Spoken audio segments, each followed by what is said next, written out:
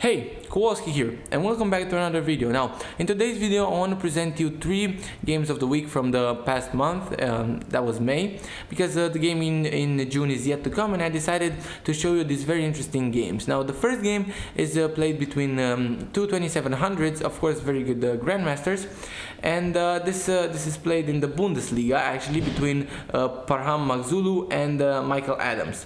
And here, Maghzoulu decides to open with d4, and knight f6. We have very classical Queen's Gambit declined position with the knight c3, bishop e7. We have the move c takes on d5. Maghzoulu decides to go for the exchange variation of the Queen's Gambit decline. Now bishop f4, standard move, c6 and e3, just developing very solid here. Now usually white, instead of e3, white goes for the move queen c2 here, which is far more popular because this completely stops the idea of bishop f5. But the way Maghzoulu did it with e3, now Michael Adams obviously plays the move bishop f5. If white allow it, why not? Now knight h4 played by white, and this is not the main line, this is the deviation, that's why it has this sign here. Basically what it does is it plays queen c2 a move later after the queen is attacked, so that you essentially force black to waste the tempo.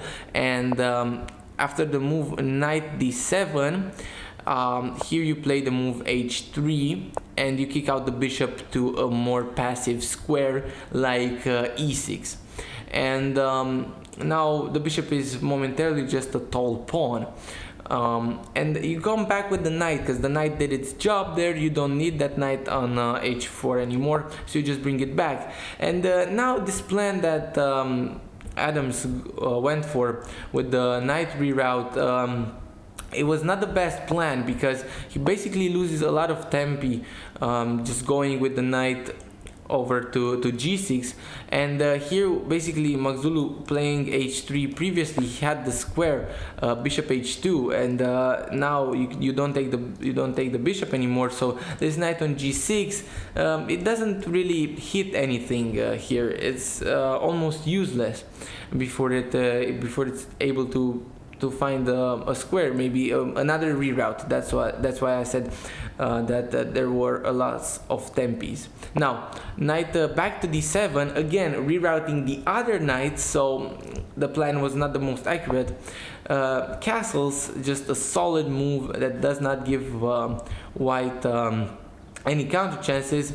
Now queenside castle would have been interesting, you know, to go for some opposite castle attack, but it was not the best move, which Maghzoulu definitely found with the normal castles. So you have castles by black and rook a b1. Here the best move for black would have been a5, stopping this b4 idea, but here he played rook e8 and allowed b4. B4 is a very good move because it restricts the bishop's influence on the queen side, and basically it prepares a knight shift to c5. And although you give up the c4 square, here after a4, black forgot to follow through with his plan. I mean, he didn't forget, he didn't think that it was the best move with the knight c4, because this is an interesting move. After the trade, now this gives black the chance to equalize, and here white has to be careful. Because if you play something like e4 right away, this gives black the chance to equalize after the move a5, now breaking the queen side and you know, essentially giving black the passed pawn that he might use to his advantage. But after the move a4, a6 was played, and this allows now a5. And now you cannot come with the knight anymore, because essentially now after the trade, well, white can just go knight a4, and white is dominating the queen side, and also is gonna have a very dominant center. So therefore Adams decides to go back with the knight c8, maybe another reroute, again losing a lot of tempo with the knight moves, and his pieces are very passive now.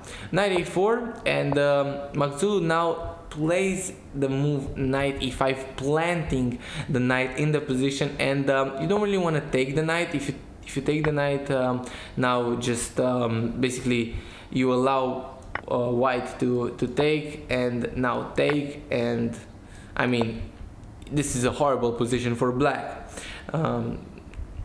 Nothing more to say. But he played the knight back to f8. Oops! After the move knight e5, and we have knight c5 now.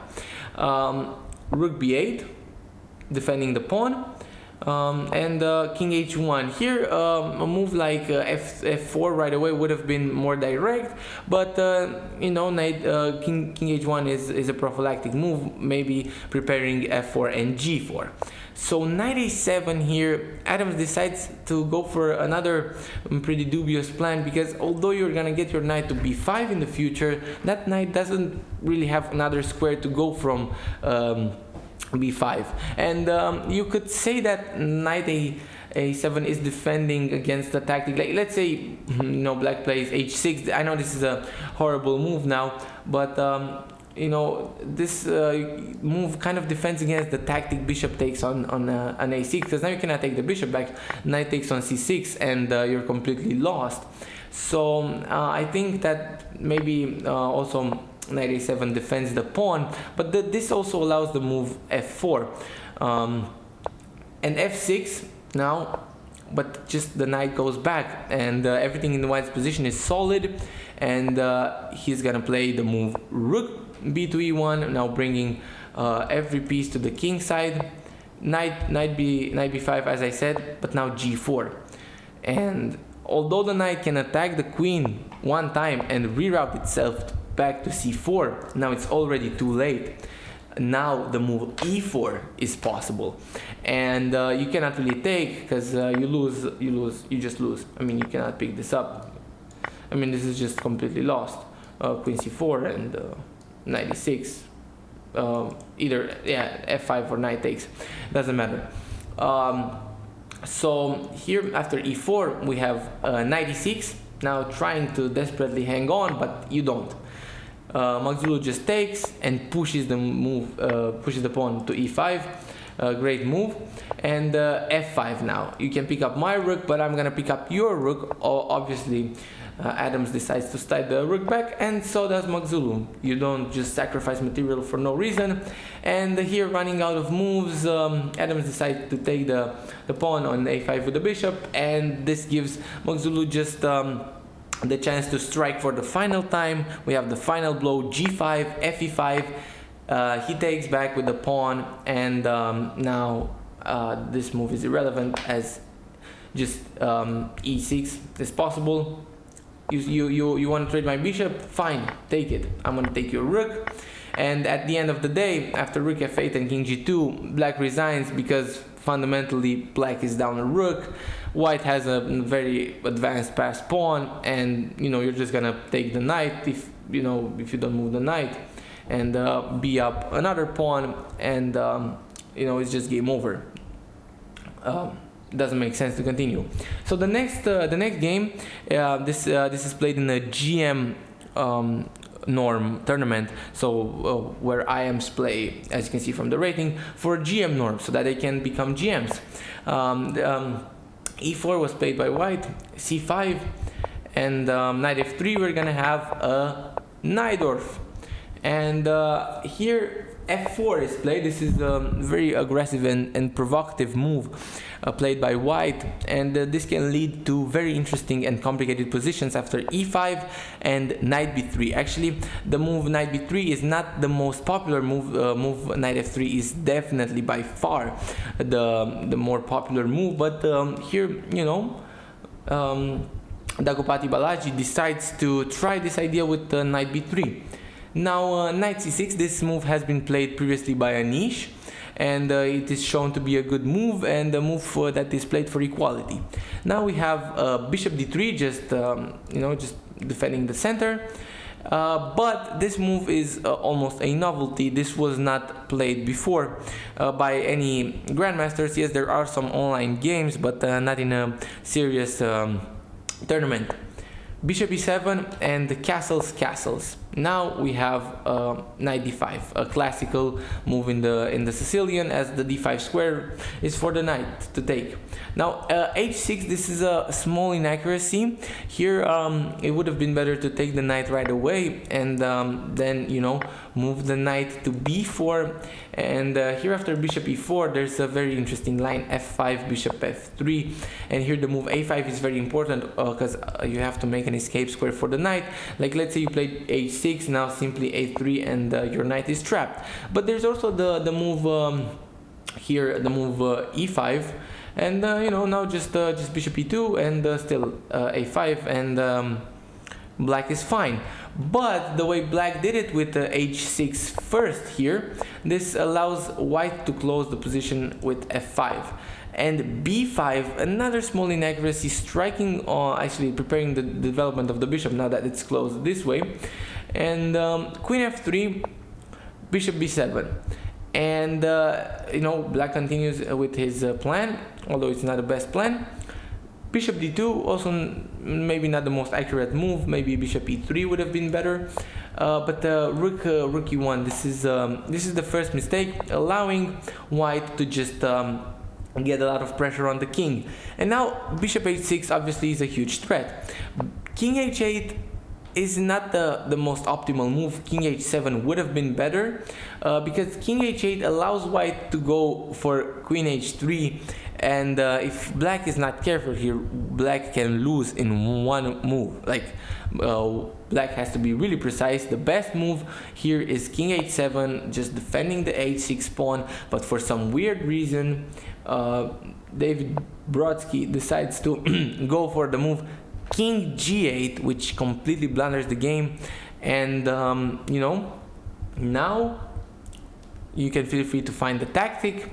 Here the move is just bishop h6, like I said previously, just a very important move. And after pawn takes and queen takes, now how is white gonna follow up his attack? Black decides to remove one of the attackers, but in doing so he allows white to just lift his rook up. So just like in the game with Magzulu, you don't care about material when you're checkmating the king, because here if you go knight back, you know, just rook g3 and it's mate. So black is forced to attack the queen, and rook g3. Now this reminds me of a position that arose in the Anand Rajabov game, but it's again, it's winning for white, because even though you can defend your bishop, now I just take your knight.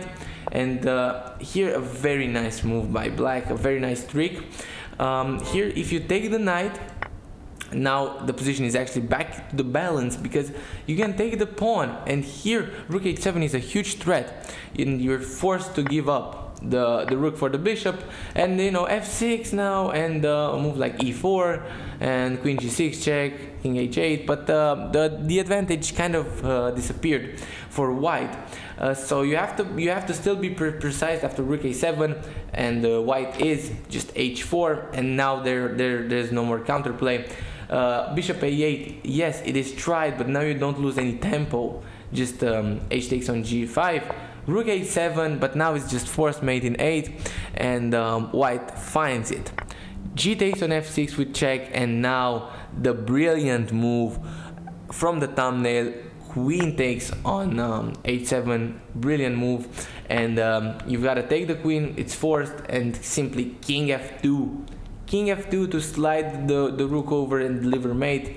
And you know, black gives a couple of checks, but eventually he's forced to resign, as there's nothing more to do. Basically, it doesn't make any sense to play a move like this. Now actually not, like, actually taking with the king, and now there are no more checks, and it's just mate. It's mate on the next move. So this was another very nice attacking game, and now we turn our heads to the Polish Grandmasters and the Polish Championship, and this is a game played by a very known Grandmaster, Radoslav Wojtaszek, obviously a very strong Grandmaster, played in many strong tournaments. And we have d4, d5, and again we have a queen's gambit, but this time it is accepted. So last the first game was Queen's Gambit declined. Now it's accepted, and actually Wojtaszek decides to go for a very tame line, and just take the pawn and be solid. Just develop the pieces normally, kick out the bishop and the castle. But here, after e4 and castles, Wojtaszek decides to take another approach to the position. He plays a very provocative g4 because this removes the pressure on the knight, obviously removes the pin, and because white's center is very solid, you're able to do that. Bishop g6 and now queen to e2, and here actually, you know, black is fine if he finds the move c6, because you know, this makes the d5 push not so relevant, and not only the d5 push but the e5 push, and you're gonna see in a second. Black played h6, and this is why c6 was far more important, because now just e5 by white, and you're forced to go knight h7, because okay, or you can go knight e8, but this is very passive. But if you go knight d5, now you simply lose a pawn. So this was the idea of the move h6, to make room for the knight, and maybe Wojtaszek did not want to play the move e5 playing into his opponent's hands, but it was just the best move. But okay, he plays rook d1, which is also a good move, not as accurate as e5, but now c6, and the position is back into some kind of relative balance. Bishop f4, obviously this is a very famous reroute with the bishop to g3 when the pawns are in h3 and g4, and bishop d3 now, sliding back, defending the center, and maybe preparing a queen move. a5, a4, both players taking space on the queen side, and you know, black just takes advantage of the weak b4 square. And rook c1, rook c8, normal development, bishop g3, as I said, very good move in the structures, and now queen b6, because this bishop defends also the f2 pawn and kind of disallows the entry on the dark square. And now e5 is played, but the idea that Wojtaszek goes for here is knight e4, which is not the best move, because you can actually take the knight, and although you're threatening mate, just knight f8, and you know, this is defended, and white doesn't have anything here. You can try a move like g5, that's provocative, but just h5, and now you cannot attack him. Okay, g6, but just f takes g6. Okay, knight h4, but okay, just knight e7, and as you can see, black is just in time to defend every single move black does. Yes, he goes back, but white cannot break through. That's the idea. But here in the game, after knight e4, there was this move bishop e7 that was played, which is definitely not optimal, because now just h4, and you cannot really remove. I mean, yes, you can play this move again, but here you know, you can just take with the bishop and have more pressure on the queen side. It's not too late to take the knight, but bishop h7 was played in the game, and now it is too late. And you know, g5, and now it's actually a big deal, because you cannot take anymore, as now you don't have this. Just g takes on h6, and you try g6, but just queen g4, and now the situation is completely different. Now h5 is coming, the knight is coming in, and you don't have as many defenses.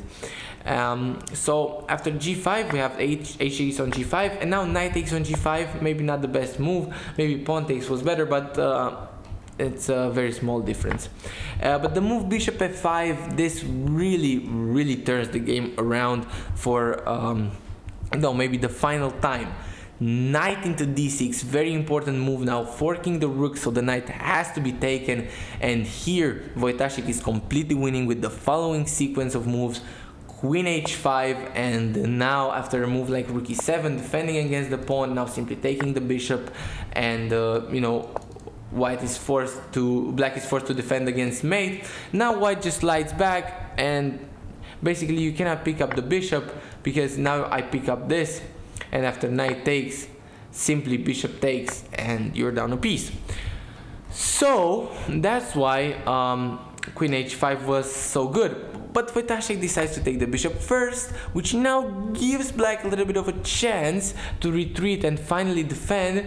But now Wojtaszek just takes, and although Kasper takes the bishop on f5, here Wojtaszek plays a very savage move, the move d7, just forking the rooks, forcing the knight to take, because you cannot take the queen. Now I just bring in another one and you're lost. So after d7 we have knight takes d7, and now just queen h5 again. But okay, black is still holding on. Knight f6, defending against mate, but now he allowed the white to take on f7, king h8, and bishop e5. Just bring all the pieces to the party. Rook f8, attacking the queen. You know, black is deciding is trying to go for counterplay. He decided that, you know, he cannot defend passively anymore. Queen takes on b2, but you cannot go pawn grabbing when you have 3 pieces attacking your king. So rook e1, now threatening some discoveries. Queen d2, now you cannot go for discoveries yet. Rook d1, and still keeping an eye on the rook.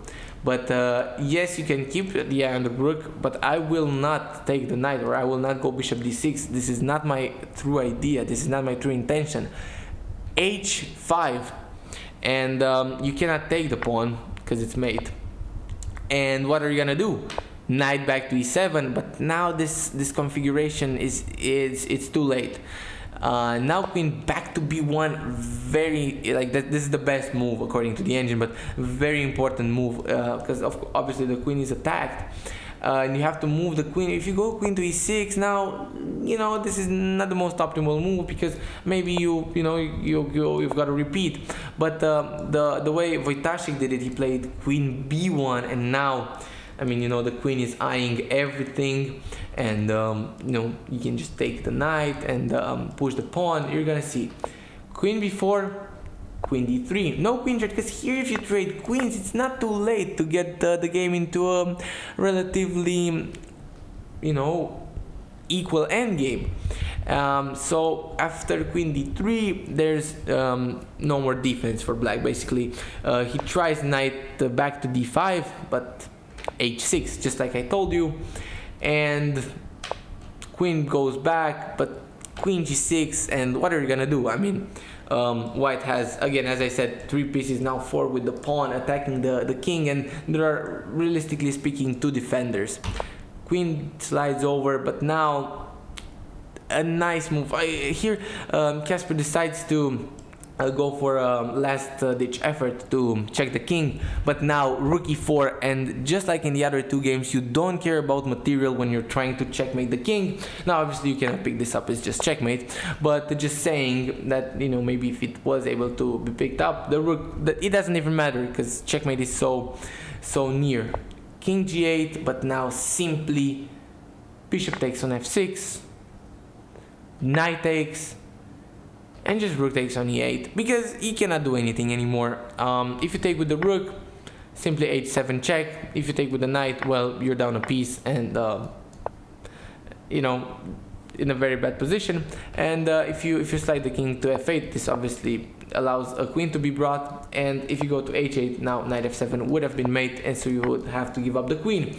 So Wojtaszek plays a very nice game, just slowly, methodically attacking, and you know, all the games were very interesting. That's why they got featured, and you know, if you want to get featured, you've got to be a top GM. So we're gonna have to do a little bit of work. As the players that enjoy to play chess, because we don't really know how to play, we just really enjoy to play it. So this was the video. I hope you guys enjoyed it. I'll see you in the next one. Kowalski out.